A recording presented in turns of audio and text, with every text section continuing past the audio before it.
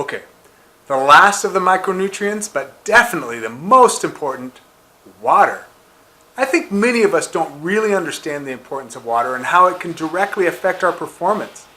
We're all familiar with the dramatic stories of someone dying in the desert or the poor soul who had heat stroke at the local running race.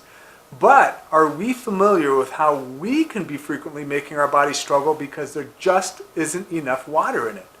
For example, when you are only 1% dehydrated, it will cause the heart to pump harder and faster.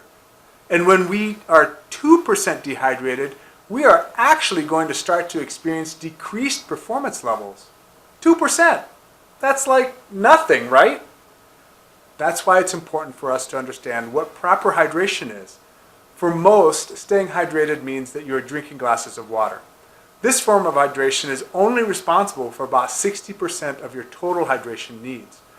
We get about 30% of our water from foods that we eat and another 10% from normal metabolic processes of the body that actually create water. Poor hydration levels can be major causes of heat cramps, heat exhaustion, and even heat stroke, which can be deadly if not properly treated. All of these can affect the walking athlete, and so we need to pay attention to our hydration levels. So, when should we hydrate? Many rely on their thirst as a way of monitoring their hydration.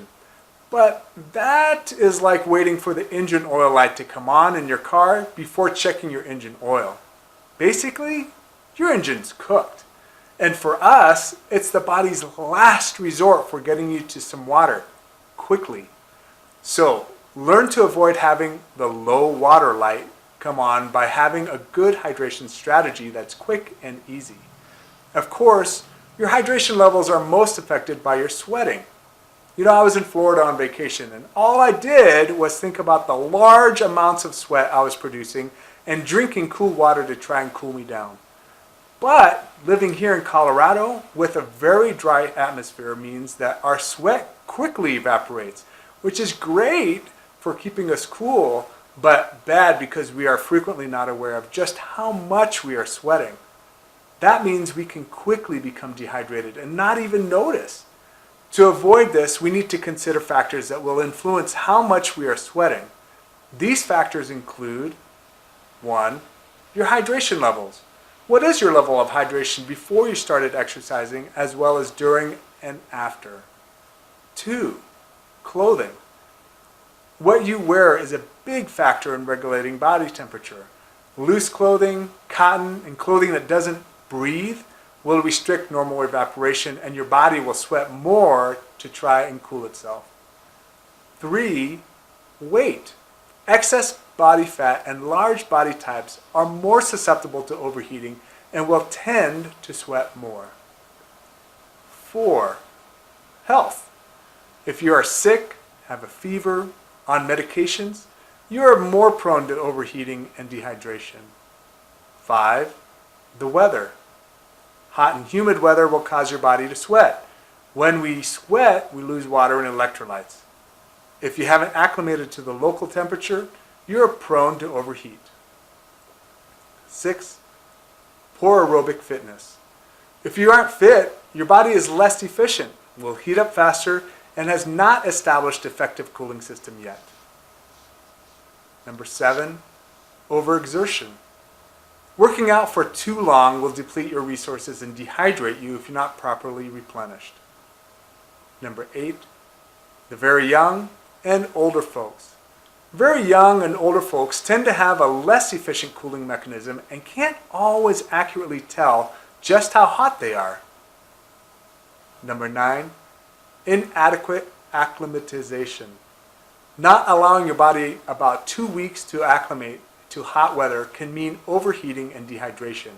For those who spend most of your day in air conditioning, your body won't be used to the external temperatures and will struggle to perform in temperatures other than the 72.5 degrees or whatever your office is set at. Try to spend as much time outside in the real world so that your body can get itself used to what's coming. And 10. History of heat illness. If you've had problems with the heat before, like heat cramps or heat exertion, then you probably will again.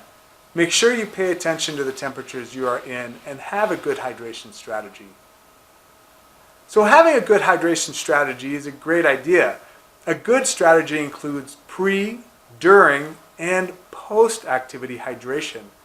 Pre-activity hydration doesn't mean that you should drink a gallon of water right before you go for a walk, mainly because you'll have to make a pit stop somewhere, and that might not be, convenient. But rather because it can take 24 to 48 hours to properly hydrate your body. So guzzling a bunch of water right before a workout might not be all that effective. Making hydration a regular part of your daily activities will help avoid any shortfalls.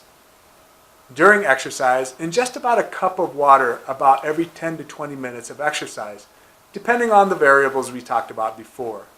For workouts longer than 60 to 90 minutes, or if you are sweating a lot, add electrolytes and forms of sugar into your drink to help replenish what's lost.